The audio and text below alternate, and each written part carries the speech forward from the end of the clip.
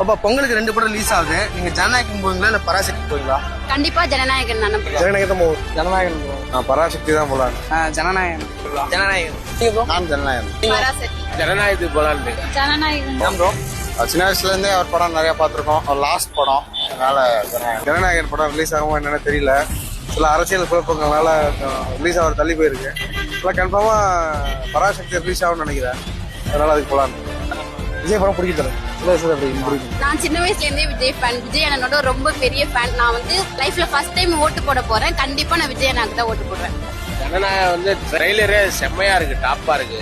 ஜனங்கள் இப்ப கட்சியில அவர் இருக்கிறதுனால ஜனங்களுக்கு ஏதாவது தெரியப்படுத்துறாருங்கிற ஒரு விழிப்புணர்வு காட்டி போய் பார்க்கலாம். ஏன் ப்ரோ? ஏன்னா அவர் லாஸ்ட் படம் அவரோட பார்த்துக்கலாம். பேரை கேட்டாலே இன்ட்ரெஸ்ட் வரணும். எனக்கு அந்த படத்து மேலே இன்ட்ரெஸ்டே இல்லை. பராசக்தி கூட ஏதாவது நல்லா இருக்கும் அப்படின்னு சொன்னாரு. அதனால பராசக்தி ஃபேன். ஓகே. நீங்க எந்த படத்துக்கு போறீங்கன்னு சொல்லி மறக்காம கமெண்ட் பண்ணுங்க. இந்த மாதிரி வீடியோஸ்க்கு நம்ம பேஜை ஃபாலோ பண்ணிக்கோங்க.